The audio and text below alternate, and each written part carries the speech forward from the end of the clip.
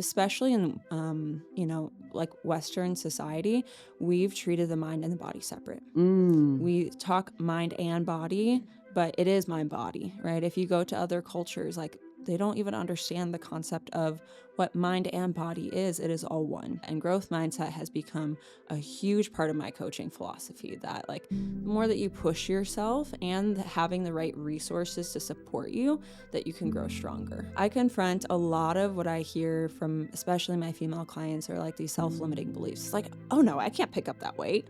It's like, wait, where did that come into your head that you can't do this, right? Like, when did this come into your mindset that you're not capable? And let's challenge that, and let's give you just the right amount of challenge, just the right amount of stress so that you feel successful and you feel more confident. Live deep means that when every day you wake up and you know what you have ahead of you, you're always going to push yourself to try to be your very best. It also means that even when you get knocked down, which you will, how do you get up?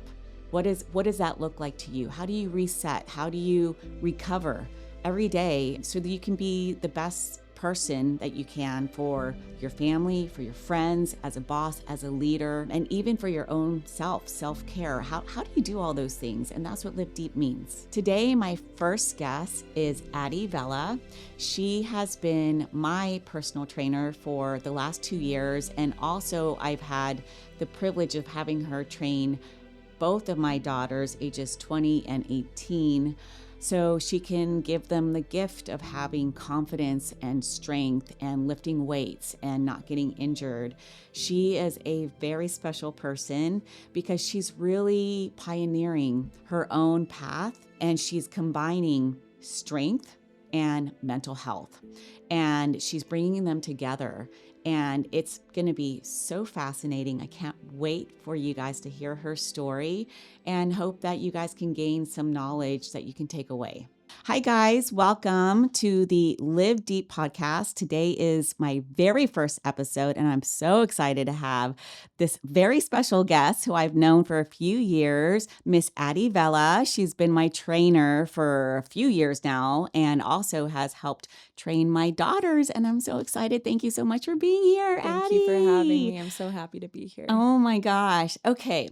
Well, I have a lot of wonderful questions that I can't wait to dive in. And my goal is that you, to me, have such a beautiful story. Oh, thank you. And I love hearing people's story because I think sometimes there's other people on the other end who that will resonate with. Yeah. And you have had quite a journey.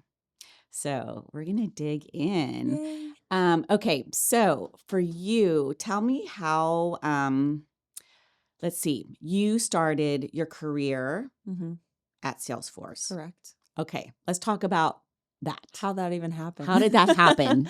Yeah. So I graduated from UT Austin Okay. with a bachelor's in psychology, and always kind of planned on going the psychology route, and loved athletics and fitness, but graduated and was just looking for a job right away. Yeah. And was offered a job at Tableau Software at a bar. Oh my gosh. Okay. And so I took it, and then we were acquired by Salesforce. And so then I worked at Salesforce for 4 years, worked Okay. in sales, and really learned people skills Okay. in that role.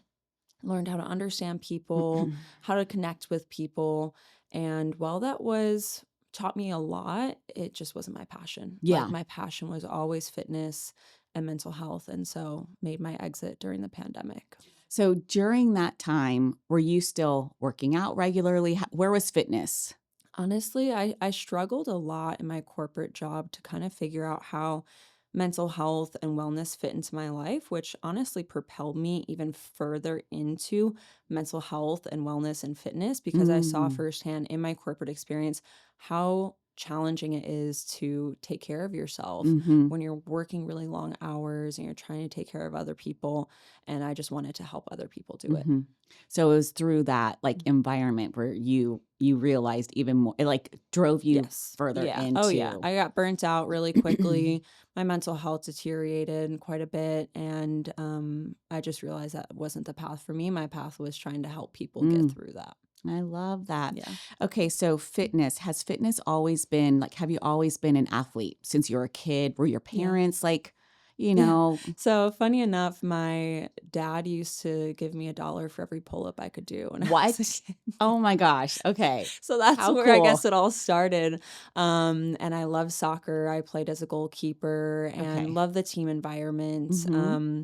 And just loved moving my body. Like I knew that moving my body Mm-hmm. felt good. Mm-hmm. And then it really became my anchor when I was in college and started struggling more with my mental health. Went Okay. through some challenging times in college and got into running, got into weightlifting, and that's kind of where it all propelled me forward. Okay. Hmm. So you had a crazy dad who paid you for pull-ups. That's a good one. I mean, it works. Yeah, I gotta I love say. it. Okay, so then movement, exercise, you've always been like that's always been a part of you. Yeah, it's always been a part of me, and I've relied on it at different points to get me through challenging times. Like Mm. specifically in high school, Mm-hmm. I went through a depression and a lot of anxiety and was medicated pretty heavily during that time. And fitness became my tool Mm. to actually like get me out of it. Like I started realizing as I started running, as I started relying more on fitness, that it helped me slowly kind of get out of that dark place. You're kidding. Wow. Yeah. So let's talk. You said you were heavily medicated. Hmm. Um, how did that numb you out a little bit, or like how did you Yeah. come out? Yeah. No, it did. It really did. And I remember just like feeling like a zombie at 15 years old, like walking through my high school, almost like I was in a video game. Like the world around Mm. me wasn't real because I was so medicated. And people didn't really know at the time that like this isn't the right path. And like Mm-hmm. there's other tools. We can look at your nutrition. We can look at your, your fitness routine, and we can leverage these lifestyle medication tools Mm-hmm. to help you in addition to medication. But Mm-hmm. medication at that time was the only option that I was really given. Right. Wow, Yeah. Addie, that's crazy. Because I've Yeah. heard stories. Jordan Peterson, his Hmm. daughter, she has a wild story, very similar, where Hmm. she was so heavily medicated, Yeah. and hers came from an injury, and Yeah. they It started spiraled. spiraled from there. And I've Hmm. relied on medication at different points in my life as a tool, As a right? tool. It's a tool, and Hmm. it's one tool in the toolbox. But unfortunately, there's just not enough education about like Mm. you go to the doctor and they say, okay, you're experiencing depression. Here's a medication, but they're going to tell you to maybe exercise. They're going to tell you to eat better, but they're not going to tell you how. Hmm. So there's a huge gap in like when you go to the doctor's office or you go to a clinician, they tell you that you can use exercise and that you can use nutrition. Hmm. But then you're like, "Oh, what nutrition? Like what Mm. exercise?" So my goal as a trainer and mental health advocator is like bridge that gap by Mm. giving people the tools and educating them. Hmm. Okay, so you made it out, Hmm. thankfully, and then what? What was the next step? Was that when Salesforce happened, or was Yeah, that? so I went to college, Mhm. did UT, and then graduated and started at Salesforce and experienced burnout again, right? Like I think people think that mental health is like a one and done type thing, that if you Right. go through it, you're on the other side and you are healed, Yeah. right? That like you can No, just it's forever. it's forever a It's battle forever. because there's different seasons of being a person, right? Going Oh, through yeah. different challenges and stressors, your career, Oh, going through yeah. motherhood. So did Salesforce, went through pretty intense burnout. And that's when I realized like, okay, this is really my calling. I need Mm. to follow my passion and my purpose. Mhm. And then that was honestly when my mental health was in the best place it's ever been. Oh, So when I wow. left Salesforce and I Okay. pursued my passion and my purpose, because then everything aligned. Oh, Yeah. Addie, I love it. Yeah. Okay, so when you were in college, you had a mentor. Yeah. Dr. David Yeager, he was at UT Austin. I'm not sure if he still is, the Adolescent Development Research Group. I did growth mindset research. So I was going to all the middle schools and high schools around Austin, collecting saliva samples to measure stress.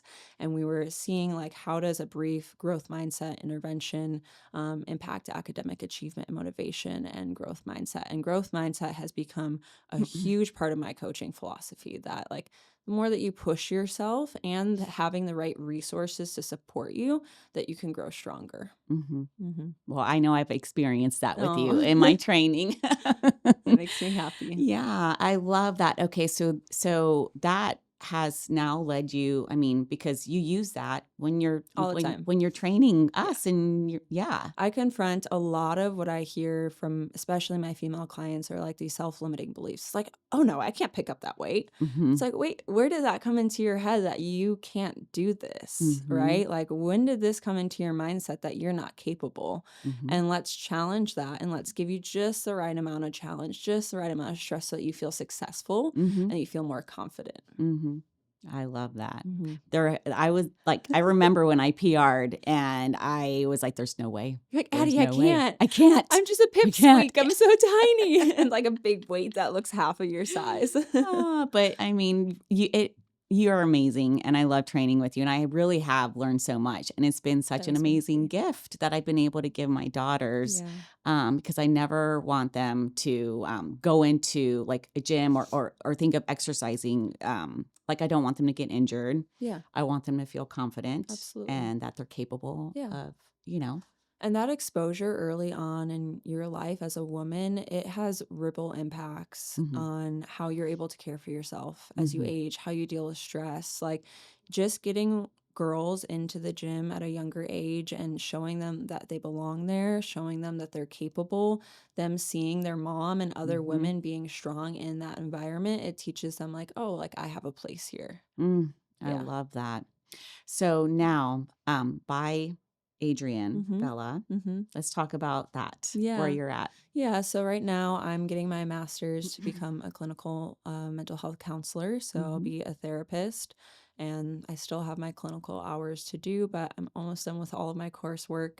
And what I'm doing right now is creating a methodology where I'll combine mental health treatment with personal training and fitness. So hopefully scaling that to the point where I can have a program where I could provide practitioners a program that says, hey, Mm, here's what you can give to your client if they say that they're coming in and they're depressed and you're going to prescribe them medication, also prescribe them this workout routine. And it will teach them all the foundational skills that they need to go into the gym and feel confident, even if they can't afford a personal trainer. mm-hmm, And vice versa, right? If you have a personal trainer and they have someone that's struggling with mental health, like giving other personal trainers a nice referral network in mm-hmm. Austin where they can refer out to mental health practitioners and have a more holistic approach. So this, does this even exist right now? The combo, because it seems like it makes perfect sense to issue that as one of the things, like a Yeah. tool Mm-hmm. to help the person start to, Yeah. right, Yeah. get the right endorphins going, Absolutely.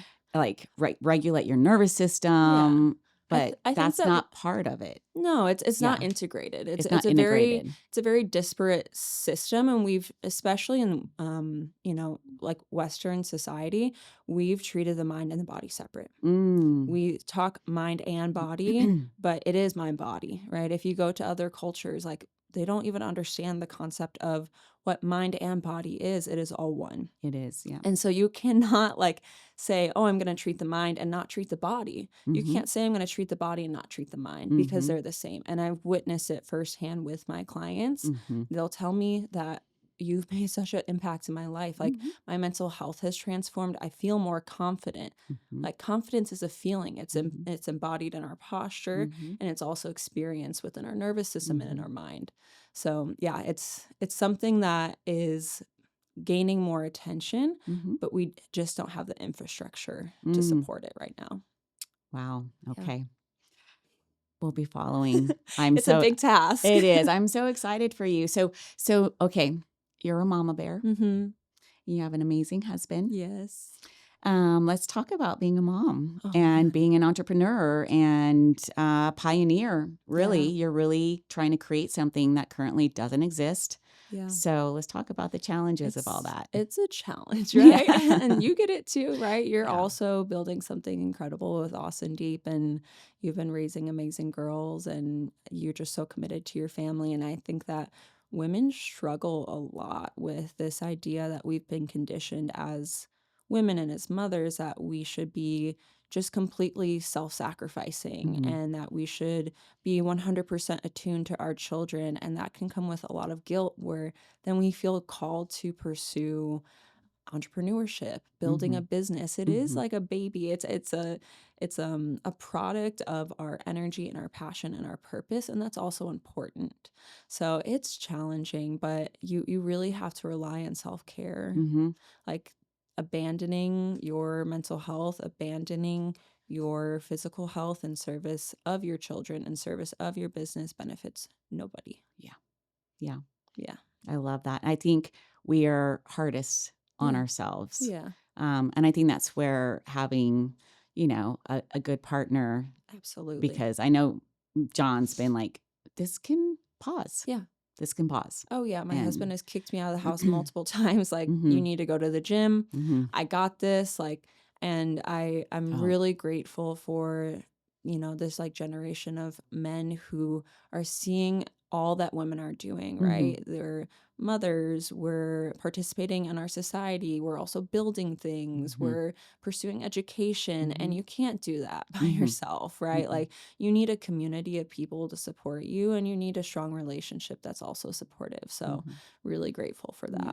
And I also think, like, especially being a woman and an entrepreneur, I think maybe people don't realize that it's a battle. It's a struggle. Yeah. There's no like perfect way. Like, you fall Yeah. and you have to get back up. Absolutely. And that's when we think about mindset, like your self-talk during those times, the narrative that you have about yourself is really important, because there were times where I'm like, I'm failing at everything. I'm failing at my business. I'm failing at being a mom. I'm failing at my marriage, because you just can't keep up with all of it.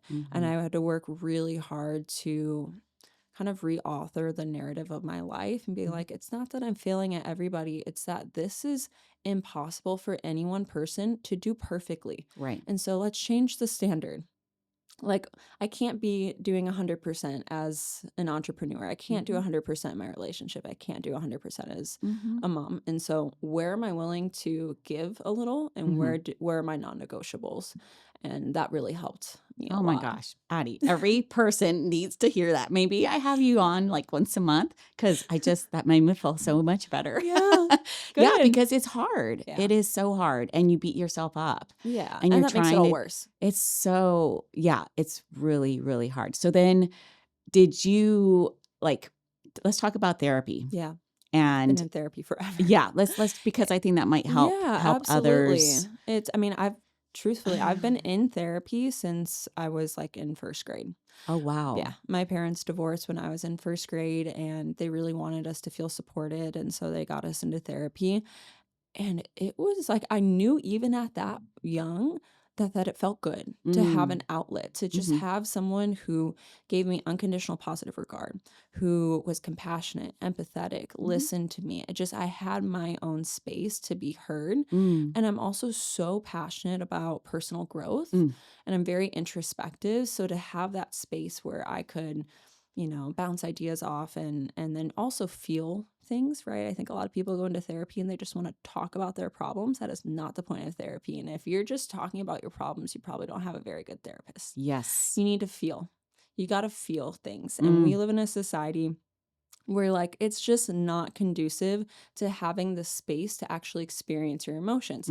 So then they get stuffed down, and they get stuffed down, and they get stuffed down, and then it comes out as dysfunctional behavior, right? That could be a relationship with food. It could be interpersonal relationships. It could be any sort of dysfunctional pattern or habit. We're like, why am I doing this? Or why am I always responding in this way? And there's something in there. Addie, this is so good. Everything you're saying is so good.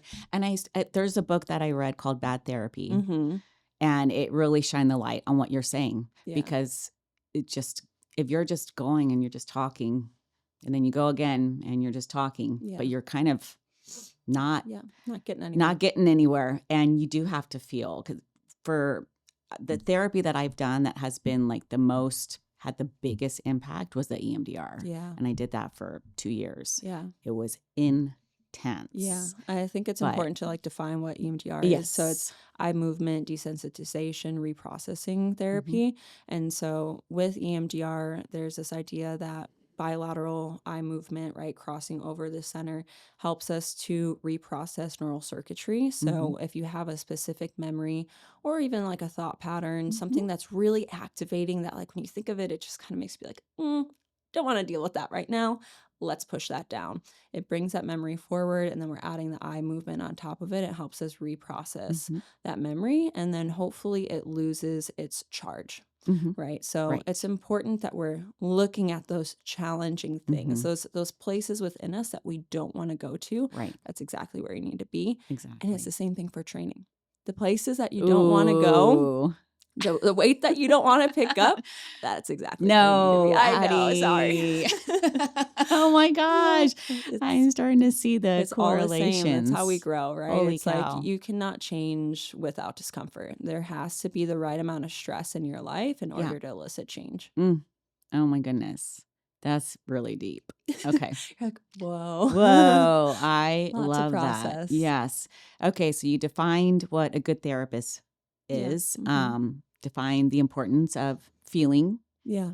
and allowing yourself to go there so Yeah. you can get that release and try to, I mean, the whole point of therapy is to grow, To to grow. grow. Yeah, and I think it's important to know what you're going into therapy for, right? Like Mm-hmm. what are your personal goals? Mm-hmm. Because are you wanting to grow and change? Are you expecting to just sit within the comfort? Because Mm-hmm. there is going to be a point, like when you think about window of tolerance, like if you have a good therapist, they should always be pushing you just to that point of like Mm-hmm. where your edge is and then knowing when to pull it back when you're becoming dysregulated and it's no longer helpful. And again, Mm. tying this back to training, having a good personal trainer, knowing how to push you just enough so that you grow, but so that you're not run into the ground. Right. Right? Like that's not helpful. When we're not Mm-hmm. recovering, we're not adapting. So it's the same with therapy, right? You're pushing someone just up until their limit and then Mm-hmm. you're allowing them to recover and come back down.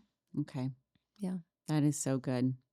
It reminds me of with Austin Deep, allowing people to sink in and let 100%. go versus just, going with your elbows and they're just bracing for dear life. It's kind of Right. counterintuitive. Yeah. And I what I love about body work and what you do at Austin Deep and how this relates to like recovery for myself is the co-regulation that you get with your massage therapist, right? Even like the pace of how someone is performing a massage, right? Mhm. That speaks to your nervous system and that can rewire certain patterns that you Mm. have that you are wound up in your fascia. Mhm. So it's a huge part of my routine and something that I hope other people take into their routine as well as a part of their recovery Mhm. toolkit.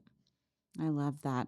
So Addie, when you talk about you know, the challenges of being an entrepreneur, Mm-hmm. being a mom, being a wife, being a friend, being a sister, Mm-hmm. being a trainer, um, how what does recovery look like for you? What like nutrition? How do Yeah. you what self-care? Like how do you take care of yourself? Yeah. Because it can get tough, and I think it might help some people. Yeah. I think a lot of people think that like doing more is the answer. Mm, And more and more and more I found in my life that doing less is actually the answer and doing more with less, right? mm-hmm, So being really intentional about my workouts. I'm not working out, 5, 6 times per week and doing really high intense work all the time. Like I'm really intentional about how I win and how I use my intensity. mm-hmm, Because before I was just intense all throughout my week mm, and you add intensity on top of intensity and you get burnout. So I'm right. really much more intentional now about, okay, Tuesdays, I'm stacked with a lot of clients. Wednesday, I'm going to take a few less clients and I'm going to train on my recovery day. And I'm not going to train on the day where I'm, stacked with a lot of clients because I Mm-hmm, know that I'm just more stressed on those days. mm-hmm, I do make sure that I'm building in more space in my life to just sit in silence, right? Like yeah. after I've been with 6 clients, I come home and I have an hour for my lunch. I sit and I eat my lunch without distraction, not checking my phone, not looking at my email, not looking at social media, Mm, just sitting down and eating and yeah. engaging with the act of eating my food. Mm-hmm, And then I'll try to take some time to just lay down, do a body scan, really check in like, all right, mm-hmm, where are we at before we jump to the next thing? mm-hmm, What does my body need right now? And I think that that's a tool that anyone listening to this can take, just give yourself a quick check-in. It doesn't That's so have to be good. an hour-long morning Yeah, routine. It right. doesn't have to be a complicated, thing. Just take a moment before you get out of bed in the morning and check in with yourself. Close your eyes, Mm-hmm. do a body scan. Like, how am I arriving to this Mm-hmm. day? Am I feeling like I'm carrying something with me from yesterday that needs to be addressed? So that's been really important. And then nutrition. I love to cook, Mm-hmm. and on my days where I'm not training, I try to make those my cooking days so that Mm-hmm. I'm doing something for myself Mm. every day. If I'm not working out, I'm cooking myself a nourishing Mm-hmm. meal. If I'm not cooking myself a nourishing meal on that day, I'm going to do a workout. Mm-hmm. So my mindset is I can commit an hour to myself every day in Mm-hmm. some way, shape, or form. I can commit an hour. Maybe it's 30 minutes here, maybe it's 30 minutes there, but there's got to be an hour for myself Mm-hmm. or I'm doing something wrong. Oh my goodness. Have you always had this level of like discipline and drive since you were a little girl? I think so. Um, like, man, Yeah. that's a really good question. Yeah, I've been described as like very tenacious. I go after what I want, and if I decide I'm going to do something, I do it. And that at times has come at the cost of my mental health and my Mm-hmm. wellness. And so I've had to take that tenacity and kind of tame it and Yeah. couple it with wisdom over the Mm-hmm. years of like, this isn't sustainable. Mm-hmm. And the biggest goal that I have for all my clients is getting into a place of sustainability, Mm. right? And there's going to be points in our life where we have to maintain something that's really not, sustainable. And that's okay. But we're going to build in recovery on the other side. Mm-hmm. It's okay to push, it's okay to perform, but you have to recover. Right. Yeah. Well, I love where you're headed. I love Thank everything you're you. doing. I think there's a hole in the market. I think everyone needs by Adrienne Vela. I love I how you say do. that. I love it so much. I love what you're doing. So I wanted to highlight a lot of myths that Yeah. are out there right now. Let's do it. There's a lot. There's so much. Okay, first, the first one on my list, which I'm sure is gonna piss people off, but I don't really care. Let's talk about the Pilates girlies. Yeah. Yep. So what about it? Only the Yeah. Pilates, or Just that's Pilates. all they do. Because it So seems like it was a trend, yeah. like for the last few years, and like you wear the sets and you go and you do the class passes, but that's their only form Yeah. of strength training and Mhm. whatnot. So I'd love to know your perspective Yeah. on Pilates. So I think that the wellness and fitness industry really benefits and profits from dichotomies and from pushing extremes, right? So I think that we're entering this era of extremes Mm-hmm. where we've painted the Pilates as what you just described, right? The Pilates body, the Yeah. lean toned arms, the Right. ice matcha latte in one hand. Like, Yeah. you can think of a caricature of what the Pilates princess has been defined as. Yes. And then we think of the other extreme on the spectrum, Mm-hmm. and it's the bulky female weightlifter that Yes. terrifies the Pilates princess. And we're like, Yes. oh my God, I don't want to do strength training because I don't want to look like that. And then you have strength trainers on the other end that are judging the Pilates princesses, and like, it creates this kind of war between the two. And like we talked about earlier, everything's a tool. Yes. So I think that Pilates, like, it has its place. It's been around for a very Forever. long Oh time. my, Joseph Pilates. Yeah, Right? it's been around forever. It's always been here, but it's just highlighted more because we're seeing, The trends. the trends and Yeah. the dichotomies, and it just creates fear, right? All Right. of it creates fear and Mhm. and disagreement, and people profit from that. So I think Pilates is a tool. I don't think it is or should be the only tool, I agree. especially for women. Mm-hmm. And Pilates is something that is marketed more towards women. Mm-hmm. It is not enough. No. It's not enough. I train women who have osteoporosis and have osteopenia and who did not weight lift earlier in their life, and they're paying the cost for it, and they're working their asses off to try to get their bone mineral density Whoa. back. Okay. So you need to tell our audience It's super what they need to be doing. You need to be lifting weights. You need Okay. to be lifting weights, and the earlier you can start, the better as a woman, because you do have a point in which you stop laying down new bone mineral. It becomes harder after that Mm. point. You can kind of preserve what you have. Maybe you can grow a little bit back, but not without extreme effort and dedication, load, and intensity. So the earlier you can start, the better you set yourself up for it later in your Okay. life. Mm-hmm. Okay. So now let's talk about the word bulky if I Mm-hmm. lift weights, because I think that's a common myth. I mean, that's been around since the olden days when I Yeah. was, training in my 20s, It's and fear, it's right? fear. Yeah. Bulky is it's just fear, and it's very real because women have social pressure to maintain a certain image. We are assessed on what our bodies look like, how we carry ourselves, and just more harshly than men are. Mm-hmm. And so there is a lot of fear of like, well, I don't want to touch that weight because what if it changes my body and then maybe I'm less valuable or less worthy, or, Mm-hmm. add in any other fear that comes with your body changing as a woman. Right. So bulky, what I see that is when you gain muscle and you gain fat at the same time, or you gain muscle and you don't lose fat, Correct. right?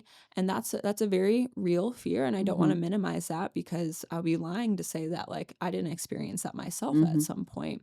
And so I think it's important that as trainers, we don't just dismiss that fear that Mm-hmm. people come in with. I think it's easy to eye roll at a female client that comes in and says, I just want to tone. I Mm-hmm. don't want to gain muscle. I don't want to get bulky. It's like, yeah, okay. We're going to lift weights. You're going to gain muscle. You're going to lose fat. You're going to be okay. Yeah. Right. But I think it's important to listen to that fear because Mm-hmm. there's something there that's been conditioned over Mm-hmm. the lifespan that is resulting in the fear of getting up to that weight and doing what they need to do to get where they want to be. Mm-hmm. Um, okay, I want to ask you about being a woman and hormones in the 20s, 30s, 40s, Mm-hmm. and the importance of what you just said, like lifting weights, bone density, Yeah. because I don't think enough, I didn't know that you need to start lifting weights, the importance of it in your 20s, Yeah. because that will affect you, down the road Yeah. when you're in your mid 40s. Yeah. So here's what I don't want to see, and what I see all too often with the clients that come to me is I don't want to see women starting to learn how to weight lift in their 40s and 50s. Mm. At this point, there's no reason that you should get, if you're someone in your 20s right now, that you should get to your 40s and 50s and then get to perimenopause and menopause and be like, why isn't my Pilates working anymore? Why isn't my hot yoga working anymore? I've been going for walks and it's been working for so long, and now I'm gaining all this weight and I feel like crap, and my metabolic health is taking a hit and my hormones feel completely out of whack, and I'm showing up to a gym and I'm scared to be here. I don't know what I'm doing. I'm afraid to Yeah. hurt myself. Like, that does not need to happen. Mm-hmm. Like, that's so preventable. Mm-hmm. We can just educate you at a younger age. 20 to 30, you have all the skills you need so that when you hit that point, when you get to perimenopause, because it will happen, Mm-hmm. it's going to It's happen. gonna happen. You can't avoid it as a woman. It will come for you. Oh, yeah. And so you really want to set yourself up with all the skills so that when you get to that point, you feel confident of being like, Mm-hmm. okay, here we are. I'm at this place that maybe I feared getting to before, but I know that I have the skills and the tools to do what I need to do to make a change. Okay. Yeah. I want to get this message out to Gen Z. I know. All the Love Island girlies. So, Love Island girlies, hear me out. get to the gym. We got to get to the gym. Yeah. Trinity, get to the gym.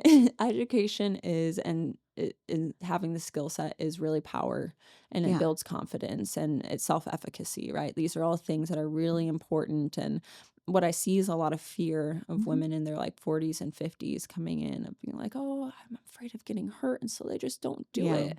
Yeah. They exclude themselves because they've never been in a gym. They've never been in that environment. Yeah. And it's really fulfilling for me as a coach to work with those women now Mhm. who never felt comfortable, and to see them being excited to come Mhm. into the gym and to see them gain this confidence that they never had before. Mhm. I know you working with my youngest daughter, Maddie, she definitely knows her way around the gym, and she's got her little routine and and she's conscious of good form Yeah. and bad form, and she's committed. So Yeah. to see an 18-year-old she's self-driven. Yeah. She does her workouts.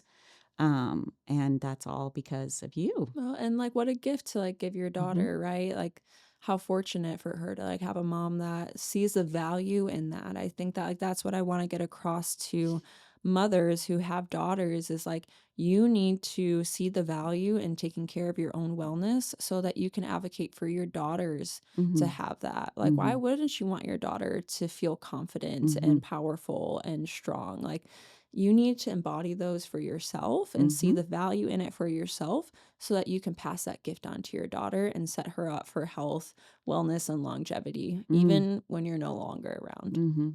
I love that. Yeah. Yay. Okay, nutrition Mm-hmm. to hit on. Let's talk about cutting, Mm-hmm. bulking, or I don't even know the terms, Addie. Like, Let's talk about it. educate me. But like, because there's so much I don't know. Actually, and whenever I talk to you, I'm like, oh shit, Yeah. I actually need to just zip it and just learn. I love that. Again, the term bulking, a lot of fear mongering around that, Yeah. right? The term bulky, we talked about that earlier. Mm-hmm. And so when we say that if a nutrition coach comes to you and says, we're going to go through a bulk phase, you are going to scare the shit out of your client. Oh Please just like, gosh. let's just like ditch the term Yeah. bulking. I like to say like more resources, right? Okay. I like to think of calories as Yeah. resources. So let's say that you're going to build a house. Would you want to have less resources or would you want to have more resources?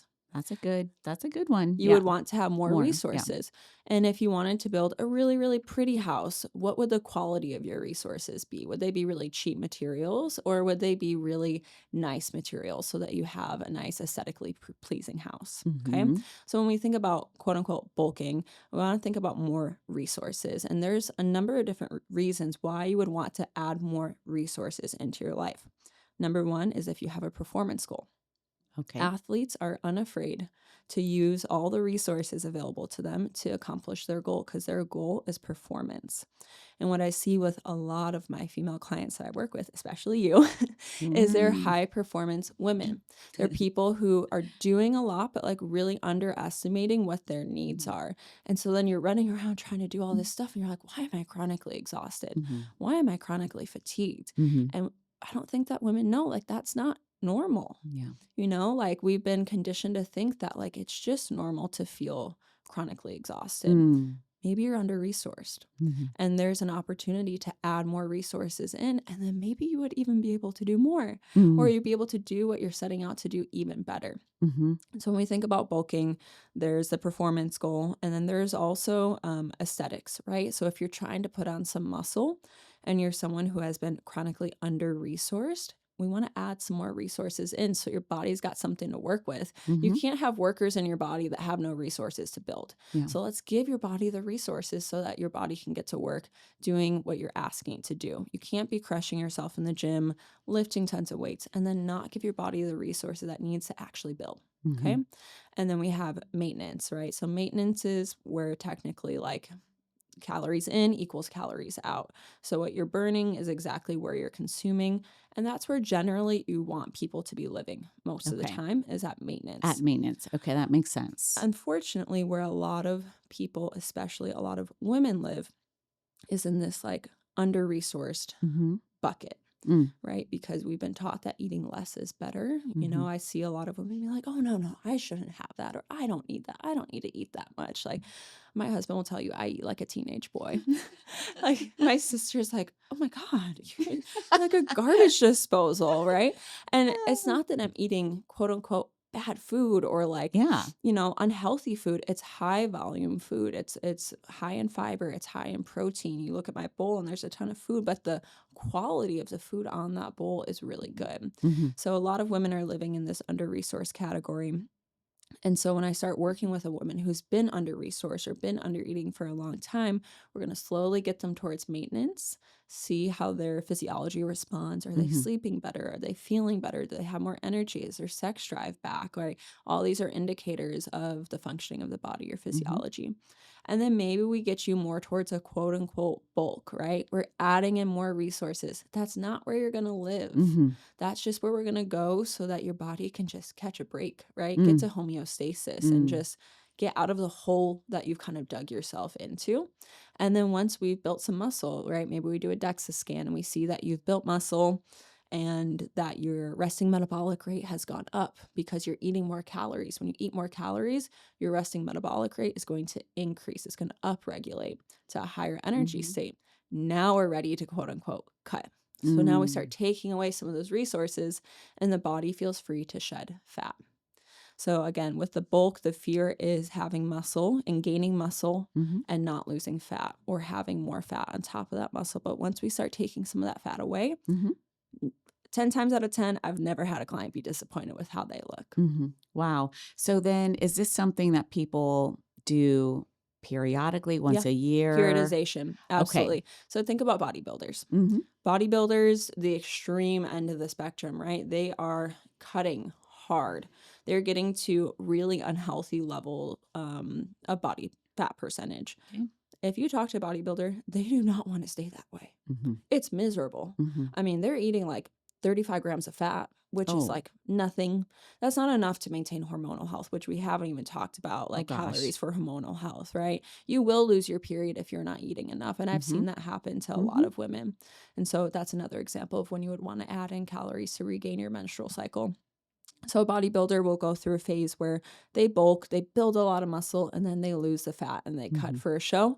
And then they want to get to maintenance because their body needs a break, because they've just put a lot of stress on the body, not to even talk about any other stress in their life outside of, you know, the stress of cutting calories, stress in relationships, stress in your job, stress of being on social media and seeing what's happening in the world 24/7. So the goal is periodization, that you're going through a season of, I like to align it with the seasons of the year. So winter, let's put on some muscle, right? Let's add in some more calories. You're going to be eating more calories anyways with Thanksgiving and Christmas and all the holidays. You're also like in longer sleeves and clothes that are covered up a little bit more. So like you don't have to worry about it as much. And then summertime, springtime, like let's shed a little bit, like let's take off some of the fat and then allow the muscle that we've built over the winter to show. And then you maintain. And then you do it again. And then you do it again. Okay. Yeah. Wow. I think you just you unloaded a lot right now. Yeah. And it doesn't have to be extreme or complicated. I think a lot of times we tend to take things to extremes. But you don't have to think about a bulk as like going and eating a milkshake and a cheeseburger every day. Like if you're doing that, you're probably doing your bulk wrong, and you're going to be upset because you gain a lot of fat during your bulk instead of muscle. You want the quality of your nutrients that you're bringing in to be really good quality, right? There's a time and a place where maybe you're a performance athlete and you need to be eating 3,000 to 4,000 calories a day. Yeah, go drink a milkshake and have a cheeseburger. But I think women need to get the message that that extreme is not for you. If you're trying to gain some muscle, you just probably need more calories, a little bit more protein, and definitely more carbs.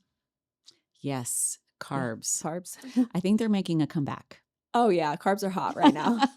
Carbs are really your best friend for feeling good. Yes. And having energy to perform in your life. Like if I meet a woman like you and you're doing so much, and if you're to tell me like, Addie, I've just been exhausted, fatigued for weeks, for months, I'm like, all right, let's look at your carbs. Are you getting carbs spread out evenly across your day? Are you getting carbs in before your training and after your training?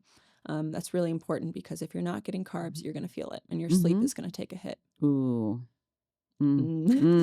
Okay. Yeah. Okay. Carbs. Well, I remember when I tried to do true keto, when that was very big. John and I got on it, and he warned me. He's like, Jess, don't do it. You burn too much. Yeah.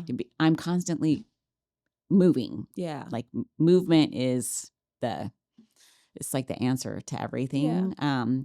And he was right. You feel miserable? Oh yeah. And like I had like brain fog. I would have like these 3 p.m., 4 p.m. slumps where I literally was like worried that I shouldn't be driving on the road because I was just like so zonked. And then I realized, one, being Hispanic, we live on corn and rice. Yeah. I'm like, I'm just going to do it. I'm going to eat my food that I'm used to eating. And then I think there's a lot to the food, like your genetics, like where you come from, Absolutely. my husband can't really do spicy foods because it tears his, but I love chile. I eat it probably too much, but I love it. Yeah. And my body can take it. Yeah.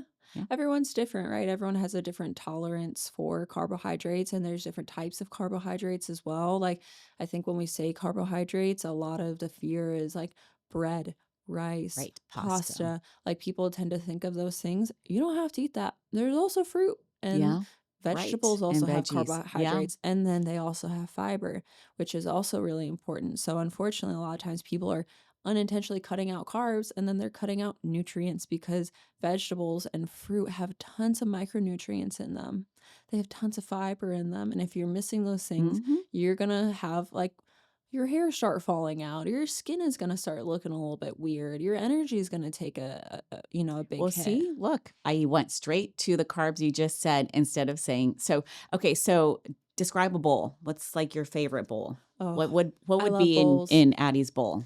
So my favorite type of bowl to make is like some sort of Mediterranean bowl. So I'll Mm. do any source of protein, like fish. I like to do salmon or chicken. I like to do lean chicken. So again, when we're thinking about quality of protein, we Hmm. want something that is leaner, lower in fat.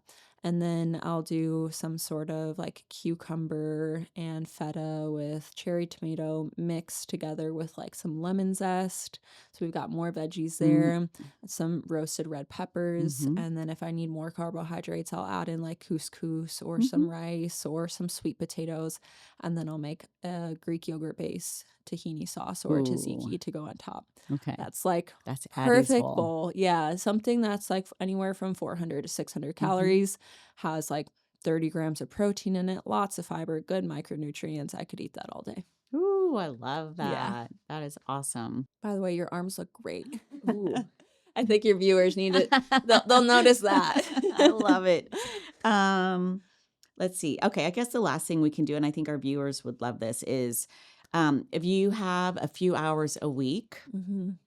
to do some sort of exercise, what would that look Yeah. like? So, I mean, you can really get away with committing 3 hours a week to strength training, right? Yeah. Or even doing 30 to 45 minutes 4 times per week. And if you're going to do that, I would make it full body. If you're Full someone body. who lives a really busy life and it's likely that you will miss a session during your week because you travel, I have a lot of clients who travel all the time. Do full body so that you're not missing out, routinely on a major Mm-hmm. body part by doing body part splits. So think like 3 big lower body exercises and Okay. then 2 to 3 upper body exercises in a Okay. session. The way I like to structure it is like doing my lower body first because for me it requires the most amount of effort and output, and I Mm-hmm. like to get that done at the beginning of the session. So I'll start with like a deadlift variation, maybe a lunge. So like we've got a bilateral variation, a unilateral variation, and then like a lat pull down, and then a row, and Mm-hmm. then something that's more isolating, so a machine-based exercise or some core work. Mm-hmm. That's typically how I would structure it, and then Okay. making sure that you're adding in some mobility at the beginning of your training, and then some Mm-hmm. down regulating breath work. Can even be as you're walking out the door. Okay. Yeah. And core, how important is doing your core? Your core, and I think it's important to talk about how to train your core because Yeah. there's a lot of misconceptions about like how to train your core. A lot of people think that like the burn is what's going to get you abs. But really how you use your breath is going to determine Mm. how you're using your core. Mm-hmm. I tell people all the time, like I would say 60% of my job is reminding people to breathe Mm-hmm. and teaching people how to breathe because we've been taught to hold our breath. Mm-hmm. And I even had a client yesterday and she was not breathing at all during her sets. And she's like, oh, my back is hurting. I'm like, all right, pause. Ah. Here's how you set your core. You take a deep breath in, you fill up your rib cage 160 or 360 degrees, and then you blow out all your air like you're blowing out through a straw. And then you keep going, you keep going, you keep going, you keep going, you keep going until you can't get any more air out. You'll feel your core tightened. Then you take a breath in, and that's when you lower down for like a deadlift. And then you'll exhale as you stand up. Okay, but you keep your core You tightened. keep the tightened That's sensation, right? The corset effect of engaging your transverse abdominals. You'll feel that when you blow all the air out. You exhale your rib cage down, right? We're not just crunching in. Teaching people how to use their breath to connect with their core is the best way that you can train your core. I mean, I think that was one of the biggest things I learned. Yeah. Training with you. Yeah. It's important. Awesome. Well, I think we're good. Yay. Yay, Thank you so much for having Addie. me. This was so cool. Oh, I loved it. I loved it. Thanks I for think having we me. crushed it. Yeah. You did a great job. I'm proud of you. Thank you.